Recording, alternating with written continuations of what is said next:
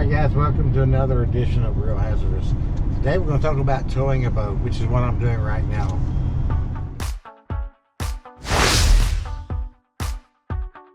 When you're towing a boat, you got to take a lot of things into consideration. It takes you longer to stop, wider to turn, and longer to get out when you're pulling out of like a stop spot, an intersection, or the boat ramp.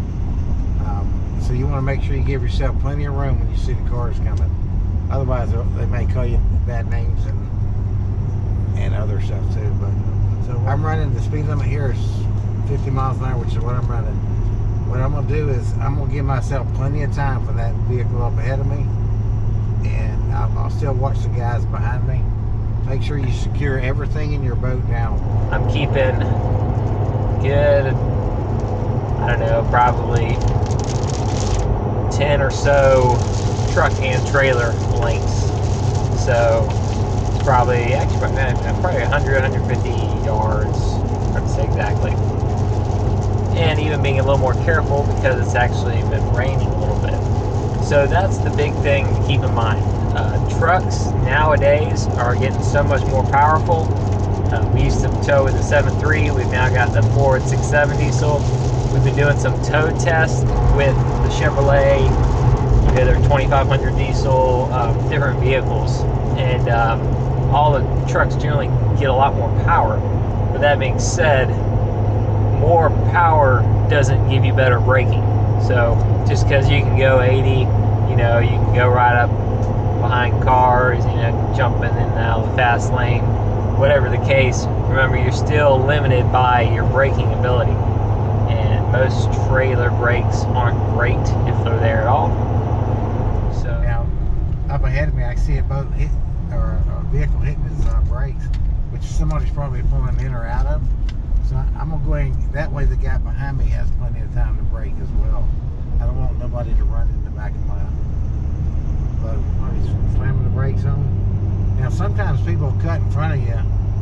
I mean, like right in front of you. You'll do everything you can to keep them hitting them because they don't think. They just cut right in front of you, not knowing that you don't have time to stop. So when I come up to like gas stations or intersections and cars are waiting, you just got to really be proactive and watch them. If you see them starting to go, give them time. Give yourself time to be able to stop. Like I'm coming up, I'm already slowing now. I'm well away from the light and the other cars. I'm gonna give myself plenty of time to stop, and another thing, give the guy behind me plenty of time to stop, so he doesn't run into my motors or my boat. Makes for a bad fishing day. All right, so I'm slowing down. I got plenty of time. Now, usually somebody will cut in front of me when they see that. They see they got a little spot, and they'll just zip right in. But I'm slowing down enough that I can avoid that if they do. Remember too, is when that light changes, even though your truck might make it, you still may have, in our case, 30 foot of boat back behind us. So the truck may make the green light, but your boat might be sitting back there with the other vehicles and traffic. Now we're coming up here. If you look, that traffic stopped both ways, left and right. Left lane. I don't know if we got an accident up there or somebody's trying to. I think they're moving.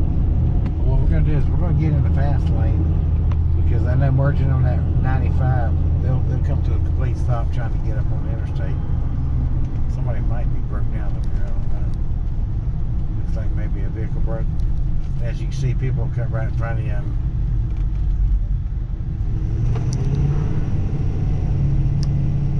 So we got this car blocking traffic. Looks like an accident. So like I'm fixing to merge right here, so I'm going to look. I see I've got plenty of room to merge. I'm going to go ahead and merge.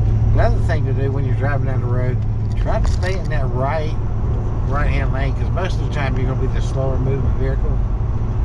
And the other reason is if you have a blowout, you may have to get over within a few hundred yards to keep from blowing your second tire out. Right now I'm fixing to merge up on the thing. I'm going to slow down a little bit so I don't have a sling on it. But then once I get up my straightaway, I'm going to go ahead and accelerate and try to pick my spot going in. As you can see, the traffic's kind of heavy up front a little bit. But not a lot of merging. I could have merged right there. I got plenty of room. And I'm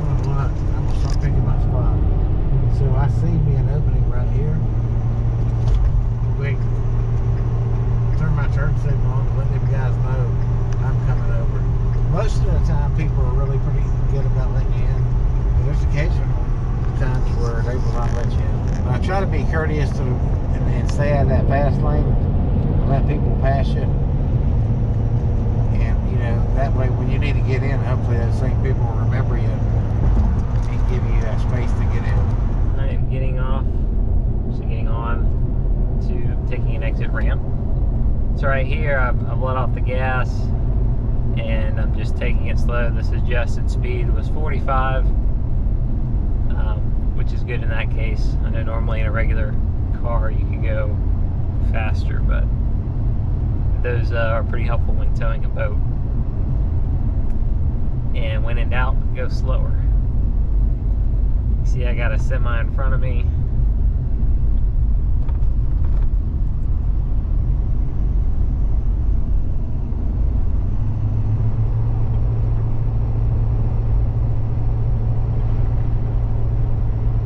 I'll be getting in this lane as well.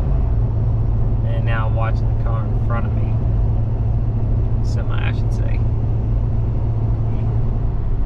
For taking turns with a boat like ours, that's, you know, probably 8,500 or so pounds. I try to take it fairly slow, say 30 miles per hour or less, depending on the turn. Remember, if you're turning and try to brake, that's when you can jackknife. Because your vehicle's one way and the boat's got momentum and it's pushing this way, and if you're turned, then it can just push you all the way. When you make your turns, you want to make your turns, the longer your boat, the wider your turn needs to be.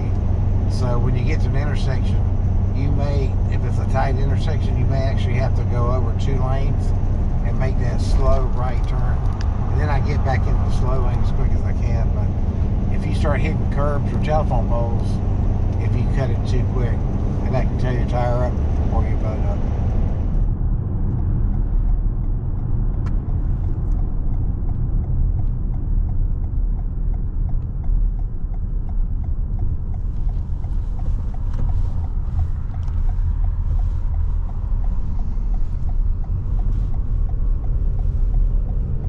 Right now I'm coming up to an intersection to turn.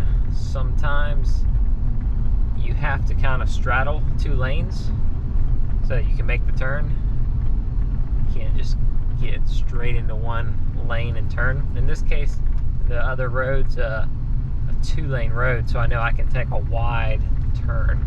I'm not going to be able to get right in the closest lane to me. I'm going to have to go to the other lane. In the mirror to watch that trailer tire to make sure I don't jump a curb on that other side of the road. Benefits to driving at night is the road's cooler, your tires don't get as hot, your vehicle don't get as hot, so, and the traffic's not as bad generally. So you got less traffic, cooler roads, cooler temperatures. It's good for your vehicle, because pulling a boat is stressful on a lot of your vehicles, and it will make your vehicle run a little bit hotter. Transmission will get a little bit hotter from that extra load bearing. And when you're trailering at night, your depth perception is a lot different. So you think you have more distance than you really do. So there again, I'll even back off a little bit more.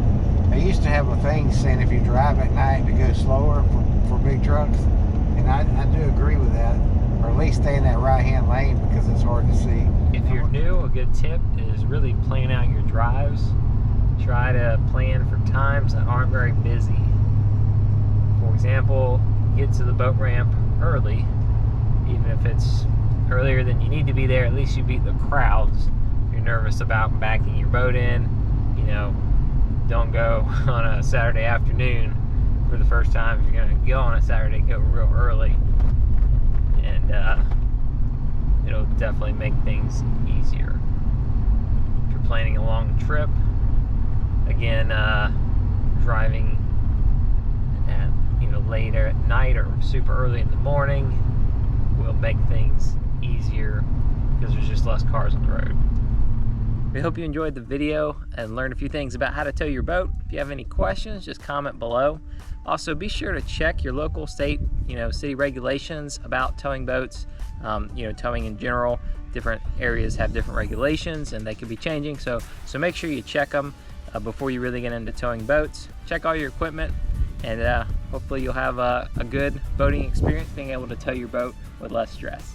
Don't forget to like and subscribe. We'll see you next time on Real Hazardous.